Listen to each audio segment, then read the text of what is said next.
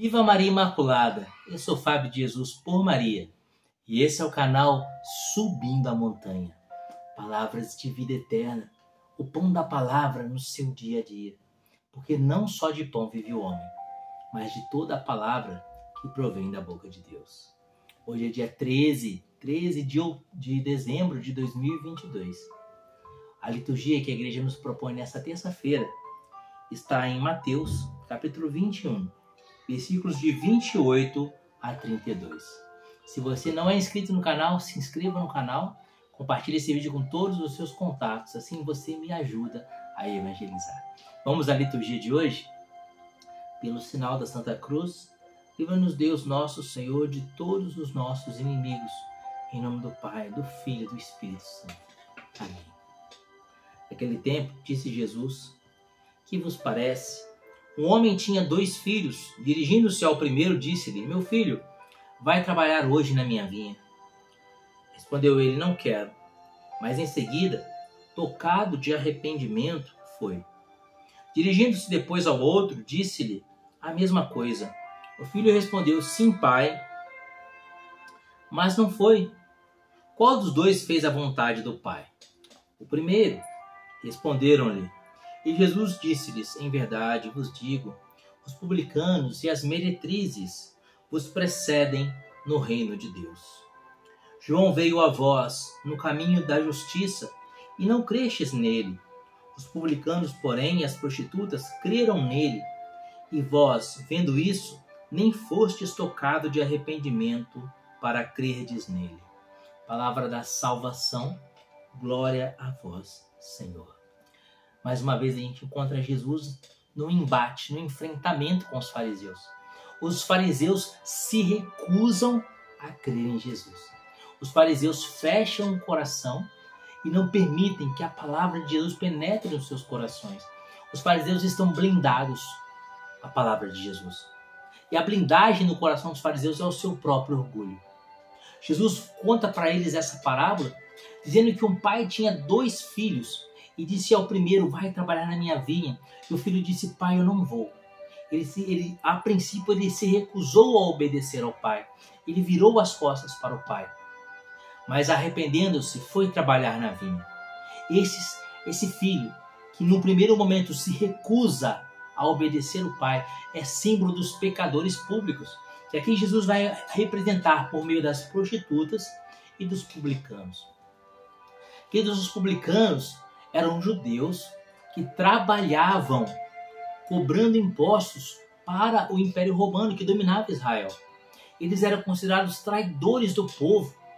E porque traíram o seu povo, associando-se aos pagãos que dominavam sobre Israel, eles eram considerados pecadores públicos. Por isso a palavra publicano, pecador público. Além disso, além de trair o povo de Deus cobrando impostos a favor dos romanos, muitas vezes os publicanos cobravam muito mais do que era devido. Extorquiam os seus concidadãos, roubavam os seus concidadãos. Por isso eles eram odiados pelos judeus. Ou seja, eram pessoas de reputação manchadíssima, maculadíssima. Homens considerados os piores homens da sociedade judaica naquela época. Traidores do povo de Deus. Hoje, quando a gente vai se referir a alguém como traidor, a gente fala: você é um Judas, o fulano de tal é um Judas. Naquela época, era um publicano. A palavra publicano já era um xingamento, já era uma ofensa para o judeu. Do outro lado, representando o grupo das mulheres, podemos dizer assim, Jesus pega o exemplo das meretrizes, das prostitutas. Mulheres que viviam do comércio do corpo. E muitas dessas prostitutas iam se prostituir na fortaleza de Magdala. A fortaleza de Magdala era uma fortaleza romana, uma fortaleza do exército romano, onde os soldados romanos estavam instalados próximo a Jerusalém. E as mulheres da cidade, ali, as mulheres judias, iam lá em Magdala se prostituir com aqueles que estavam dominando Israel. Dentre essas que iam se prostituir em Magdala, existia uma chamada Maria.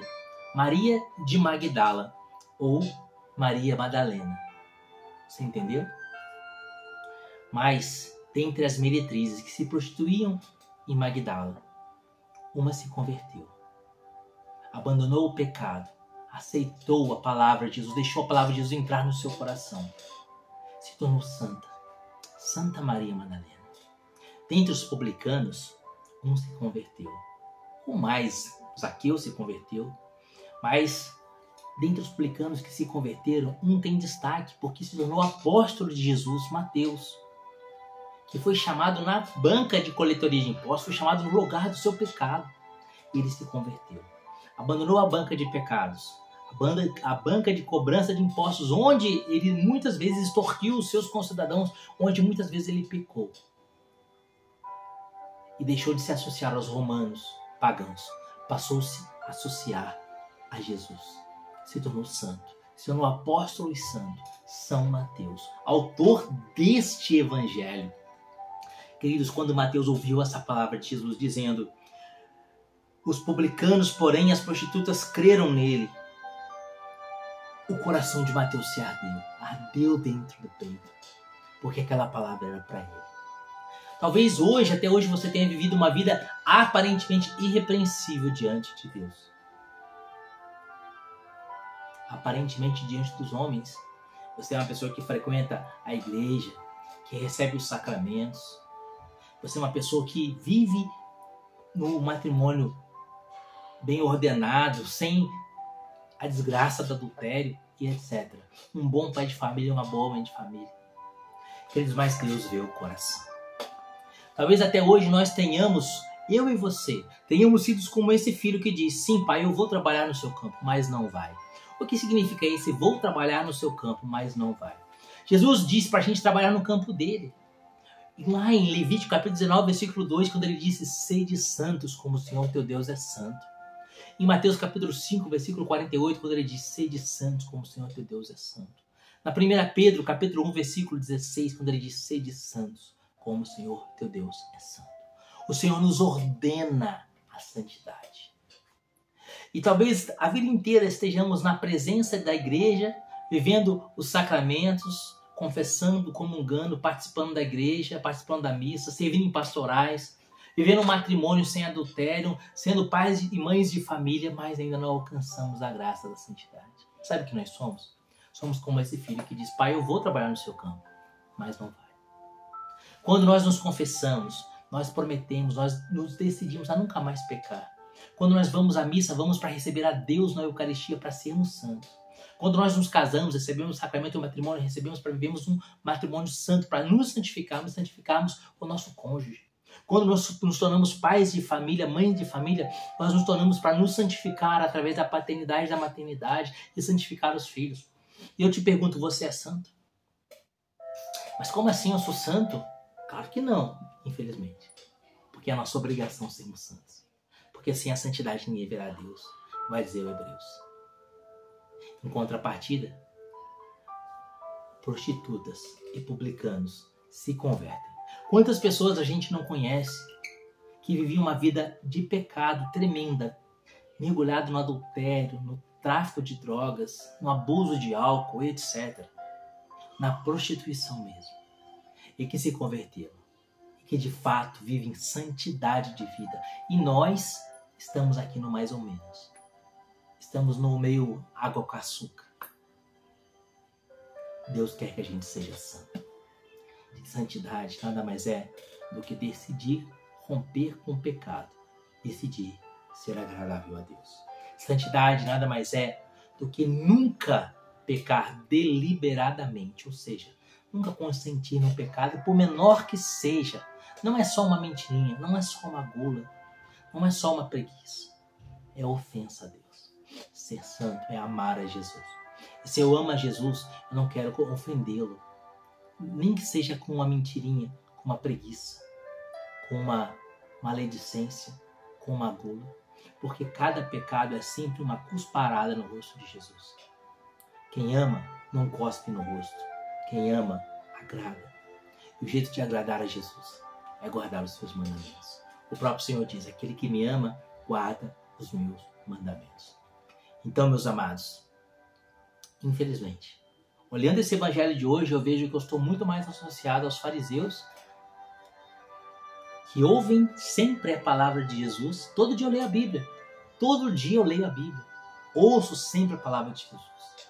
Mas muitas vezes essa palavra não cai no meu coração e gera frutos. Porque a minha vida ainda não é santa. Mas eu quero ser santa. Eu quero me decidir pela santidade.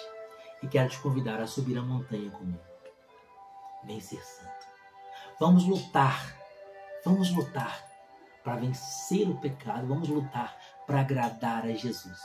E se pecarmos, e é provável que muitas vezes nós pequemos, quando pecarmos, que nós imediatamente façamos um ato de contrição, peçamos perdão a Jesus e recomecemos tudo de novo, rumo ao alto da montanha. O que Deus quer de mim, o que Deus quer de você é a santidade. Porque a santidade é a senha do paraíso. E a santidade nada mais é do que amar a Deus. A santidade é o amor. O amor é o vínculo da perfeição. São João Paulo II dizia: o amor me ensinou todas as coisas. Peça a Jesus hoje a graça de amá-lo. Amá-lo com todo o coração, com toda a força, com toda a alma, com todo o entendimento. E amando a Jesus, romper com o pecado, por menor que seja, romper com todo o pecado, lutar para não pecar, lutar para amar a Jesus, lutar para um dia estar com Ele, lá, no alto da montanha. Ó meu Jesus, dai-me a graça de amar. Sagrado coração de Jesus, que tanto me amais, fazei que eu vos ame cada vez mais. Em nome do Pai, do Filho e do Espírito Santo. Amém. Viva Maria Imaculada.